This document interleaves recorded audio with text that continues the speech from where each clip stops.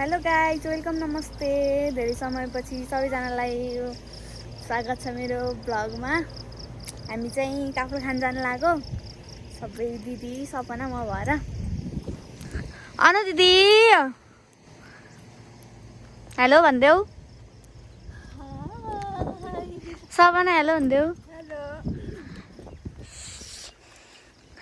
पानी परेर घाम लागेपछिको मौसम धेरै राम्रो छ, हरियाली छ गाउँतिर। हामी अब काफल खाना गएर देखाउँछु म हजुरहरूलाई हाम्रो भिडियो हेर्दै गर्नुहोला।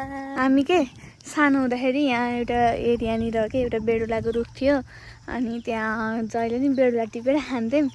अनि त्यो बेडुलाको बुट्टाको मान्छे आएर चाहिँ हामीलाई जहिले नि लखेट्नु हुन्थ्यो कि हामीले हाँगा भाँच्दै खाँदै गर्ने भएर। यहाँ चाहिँ सबै हामी सानोमा खेल्ने खाने यतै हो, यो पुरै हामी खेलेको ठाउँ, हामीले बेडुला टिपेर खाएको ठाउँ। त्यो ट्रान्समिटर चाहिँ पहिला त तल थियो, अहिले चाहिँ वहाँ सारेका हुन्छ सजिलो हुन्छ भनेर। गाइस कोले खानुभयो नि यो फुल टिपेर चुसेर चाहिँ, मलाई चाहिँ एकदम मन पर्छ नि।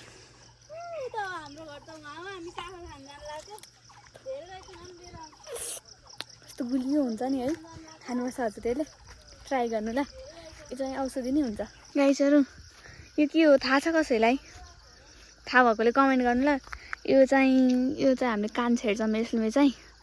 यो चाहिँ पाएको भने खानु मिठो हुन्छ अरे यो भित्रको। मैले चाहिँ ट्राई गरेँ होइन, काँडा भित्र र तर मिठो हुन्छ अरे। एकचोटि ट्राई गर्नु होला है सबैजनाले। गाइज यो चाहिँ के हो?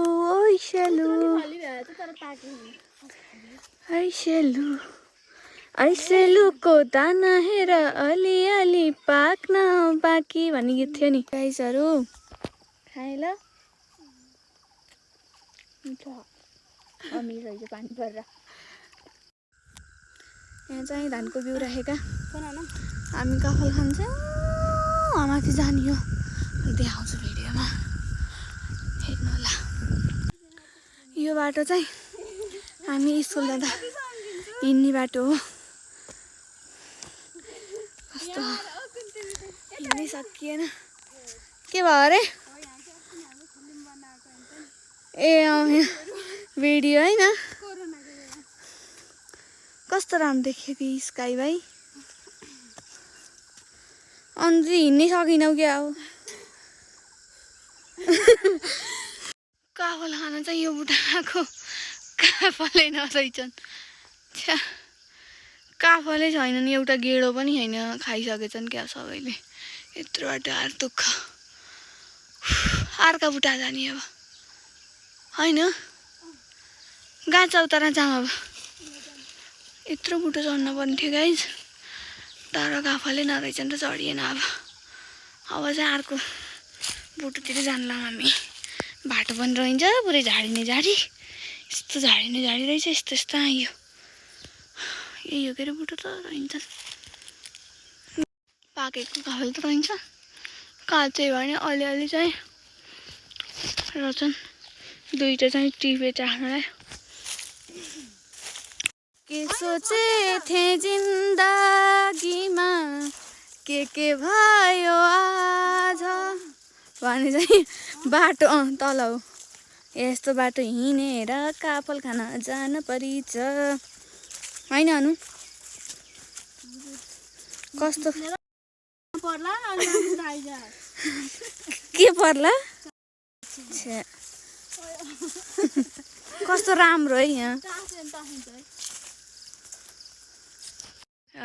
है काफल खाएको त यस्तो रहेछ यो हरिबिजोक।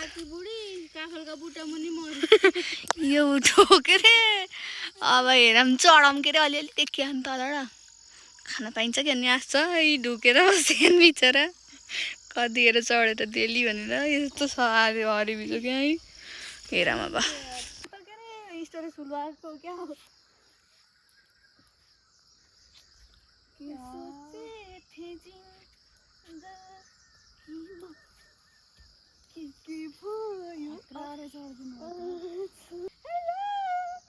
तर यहाँ छन् नि काफल, छन्। अलिअलि काफल देखेर आँस लाग्यो, देखेर आस लाग्यो।